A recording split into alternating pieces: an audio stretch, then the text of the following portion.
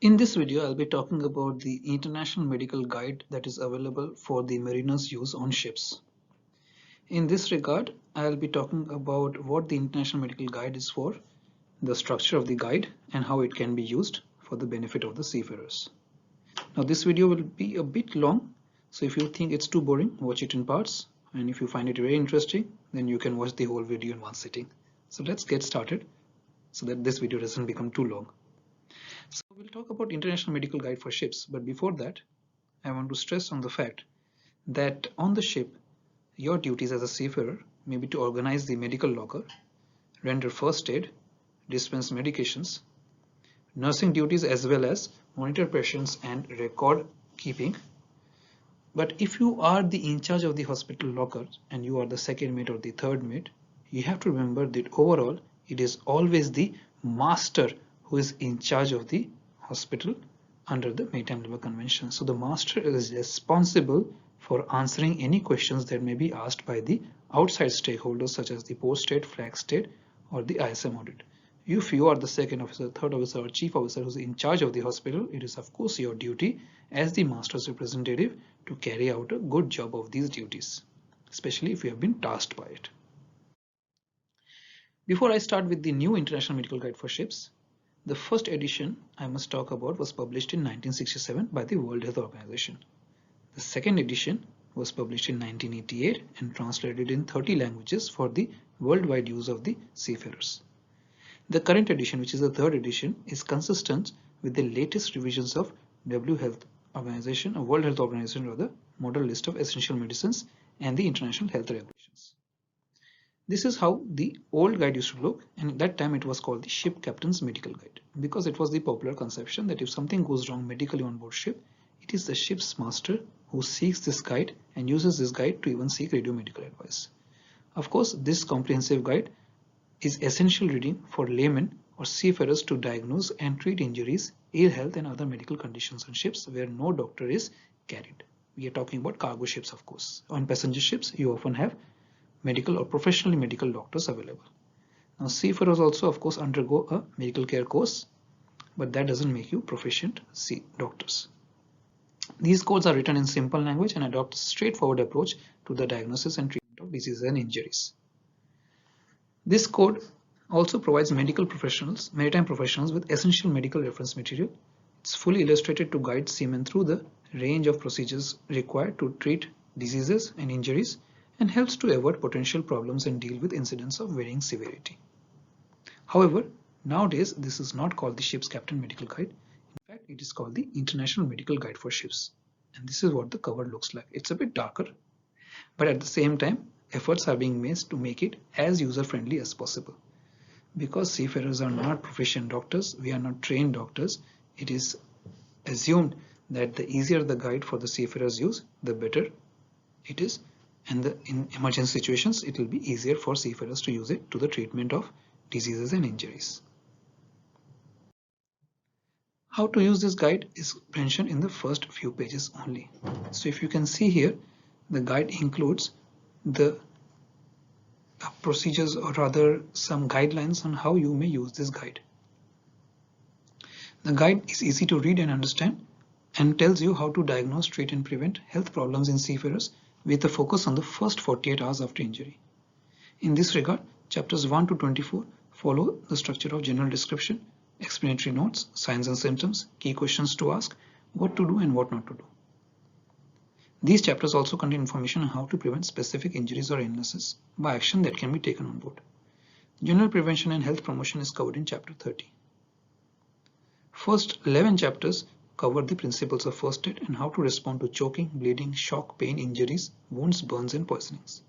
Chapter 12 outlines the general principles of physical examination and the necessity of obtaining consent for examination and treatment.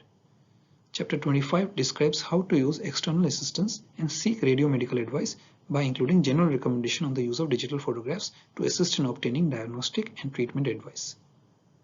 It also includes a form for obtaining and transcribing such advice.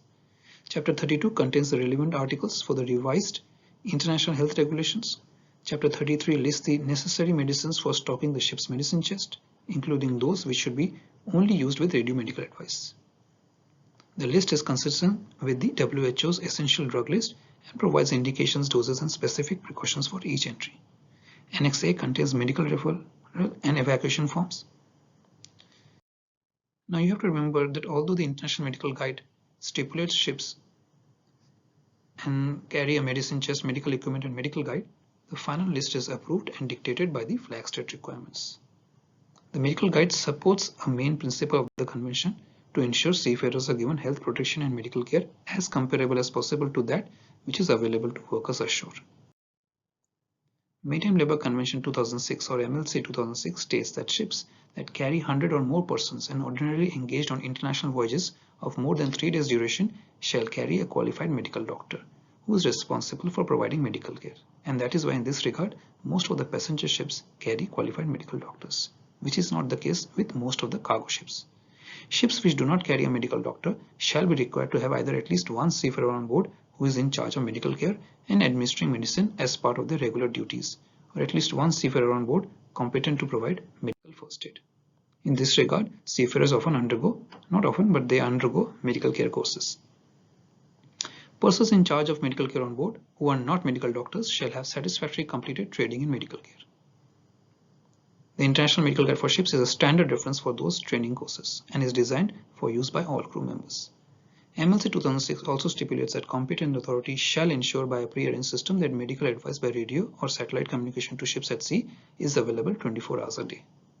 When we talk about competent authority, we are talking about ship owners, flag states, ship registrars. In Australia, Marine Order 11 has replaced Marine Order 10 after the Maritime Labour Convention or MLC was ratified by Australia way back in 2011. MLC of course came into force in 2013. Marine Order 11 is a compilation of living and working conditions on vessels, which is a reflection of MLC. As part of this Marine Schedule, or rather Division 12, talks about health, in which you can see that various regulations dictate various requirements in regard to medical care for seafarers on board. So 64 refers to medical care for seafarers working on board, 65 the right to visit a medical practitioner, 66, 67, 68, 69 and 70 all deal with health and medical and hospital requirements. Here you may note that it is number 70 that deals with control of certain drugs or control drugs. I have talked about control drugs in a separate video. Medical care for seafarers working on board is to be provided by the owner, who needs to put in place measures for the health protection, medical care and dental care for seafarers working on board that give effect to any requirements for occupational health protection and medical care relevant to their duties.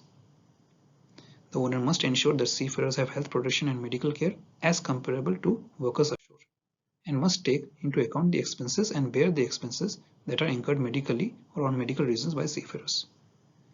The seafarer has a right to visit a medical practitioner or dentist, and the medical services shall be covered at no charge to the seafarers. This is an essential requirement of the Maritime Labour Convention and should be followed by all shipping companies. If you come to Australian requirements, Marine Orders Part 11 states that it is an offence for an owner or a master of a vessel, being the owner's representative, to take the vessel to sea without the required medical supplies and instructions for their use. Medical carriage requirements on regulated Australian vessels are also dictated by the Marine Order. For example, as you can see here, Annex A dictates the medical equipment list based on whether you are a Category A or Category B ship. Now this is very similar in other flag states as well. I'm just taking Australia as an example. So Category A is for sea-going vessels on unlimited voyages and assumes that supplies can be restocked if necessary from wayports. However, Category B refers to sea-going vessels on short voyages, generally not exceeding or not extending more than 150 nautical miles from the nearest port. It can be extended up to 200 nautical miles if continuously within range of a helicopter rescue service. Although the list that you see for Category A and Category B here are pretty similar, there are certain medicines for which different requirements is required. Vessels required to carry stock in accordance with the medical carriage requirements on regulated Australian vessels and to carry a copy of the most recent guide of the International Medical Guide for Ships, which is published by WHO. Section 63 of Marine Order 11 also dictates vessels carrying dangerous goods where those substances are not included in the International Medical Guide for Ships should carry additional equipment. So some dangerous goods that may be loaded on, say, container ships may require additional resuscitators, face masks, or medicines to deal with poisoning or inhalation of smoke to be carried on board ship. That may not be part of the original list of that provided by the flag state, but should be carried on board to deal with such emergencies. That is why when dangerous goods are loaded on board your ship, if you are the chief officer, it is your responsibility to go into the IMDG code or the International Maritime Dangerous Goods Code, find out about the properties of the cargo, and find out what are the additional medical requirements required before carrying this cargo. Vessels should not be sailing out without the equipment or the medicines required before this cargo is carried. In this case, owners will of course need to ensure that crew members who have completed the medical care course on board ship and medical first aid course as part of their certificate of competence conduct refresher training at intervals of not more than 5 years. In this regard, of course, AMSA in Australia recommends certain minimum training only to be covered during refresher course. AMSA has left it to the discretion of the maritime training providers to select the topics that may be covered under this refresher training. There are certain forms also available for case reporting, referral, and evacuation. For example, a ship's master report form to be completed by the ship's master, assisted by the ship's doctor or crew member assigned to basic medical duties. This form should be filed in the ship's medical log, provides a brief but sufficiently comprehensive record of every medical case managed on board. A ship's identity and navigation status form should also be used when requesting evacuation of an injured or sick seafarer. A patient health status form providing the most important aspects of the medical history, medical treatment, and other pertinent medical information should accompany a patient being evacuated to an onshore medical facility.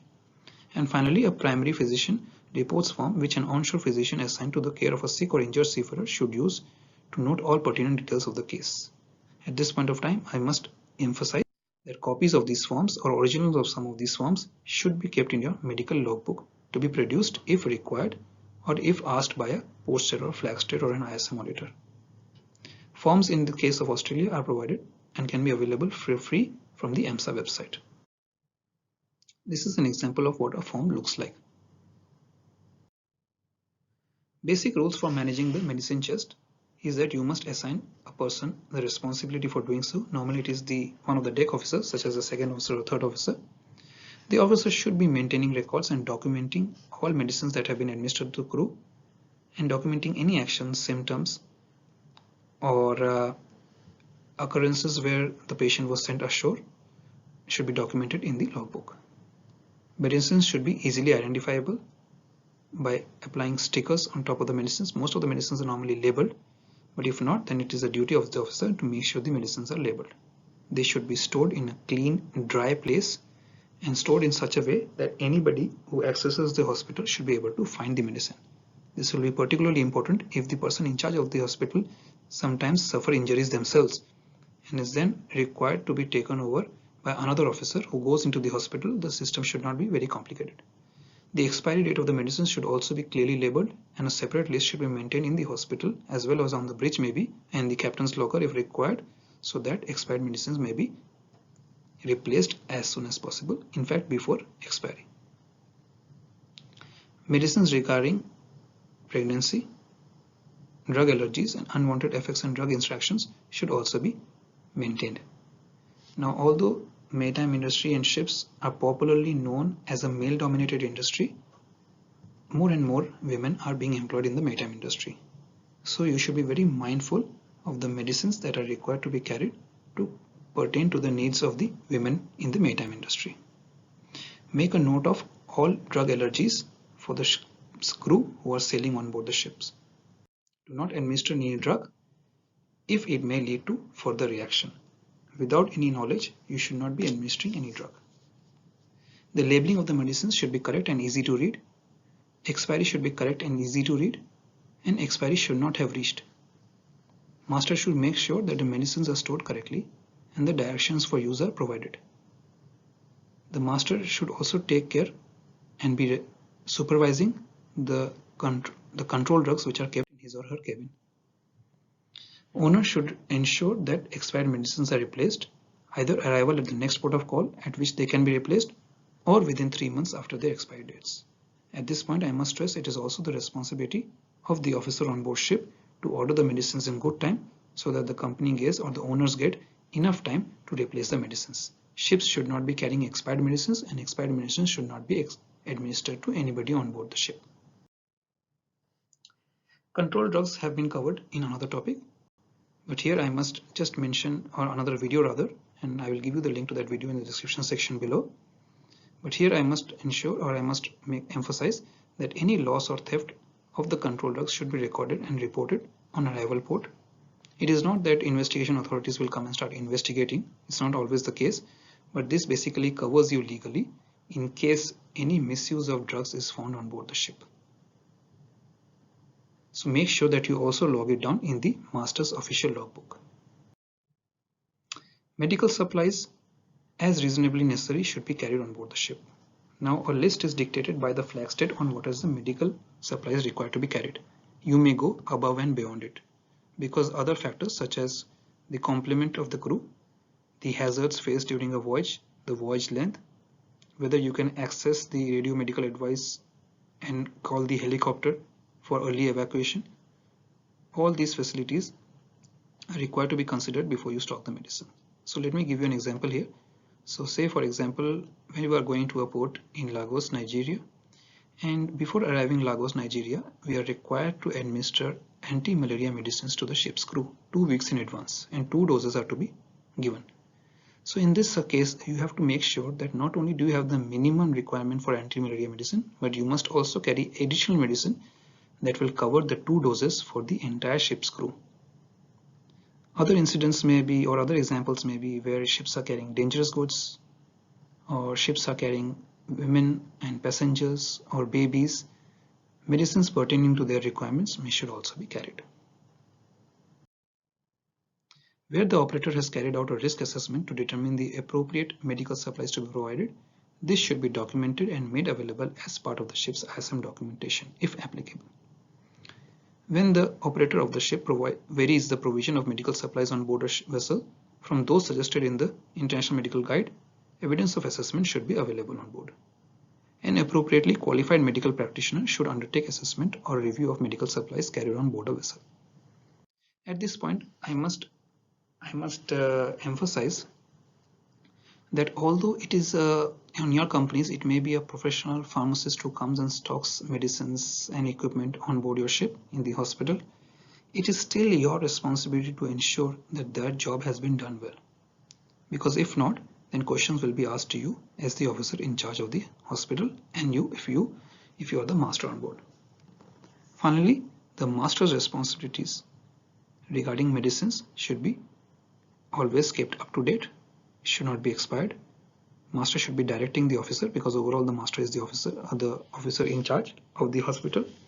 The equipment, if kept there, should be operational. For example, if stretchers should not be broken. If you have oxygen cylinders or resuscitators, they should be fully filled and ready to use. All should be available when required. And storage of medicine should be protected from any kind of deterioration. It should always be locked. Hospital medicine should always be locked. And the key to the hospital should only be carried by officers, specified officers, and responsible officers. You should also put the medicines in such a place which allows prompt access once access to the hospital is made. So I hope this video was useful to you and provided you some quick update on what is the International Medical Guide and what it dictates. There are other things that I must bring your attention to. Now, for example, in the International Medical Guide, this is how you see the disease and its signs and symptoms and the medicines to be administered listed. So here you can see the example, typhoid is the fever, the signs and symptoms are listed and the medicines are listed as well. Apart from this, it also provides you with list of recommended medicines and equipment, where order of listings, recommended medicine, storage, and abbreviations to terms used in the book are listed. Finally, the last slide for today is that in the use of medical supplies, you must have a list of all the medicines that is being carried on board the ship, and that list should be displayed not only in the hospital but also in the bridge. Written instructions on the use of the medicine should also be displayed it should not be only known by one person on board, but by a few people who are responsible enough to administer medicines in case the person in charge is incapacitated to do so. Seafarers should undergo adequate training such as international medical guide, or rather medical care for ships, and first aid courses. Instructions for obtaining radiomedical advice should be clearly outlined in the ship, and any kind of deficiencies regarding medical supplies or hospital or equipment should be noted down. I must emphasize that maintaining the medical locker is now a requirement of the Maritime Labour Convention. Your ship may be subject to inspection under the Maritime Labour Convention. So it is not only important to maintain your safety and life-saving or firefighting equipment, but it's also essential that you keep your hospital clean and maintain your medicines, because if something is found wrong, then your ship will be in contravention to the requirements of the Maritime Labour Convention and may be fined or detained. So make sure that you are familiarized with the requirements and the expectations that is required of you in terms of the Maritime Labour Convention MLC 2006, because port state and flag state inspectors as well as your ISM auditors may inspect your ship for its compliance.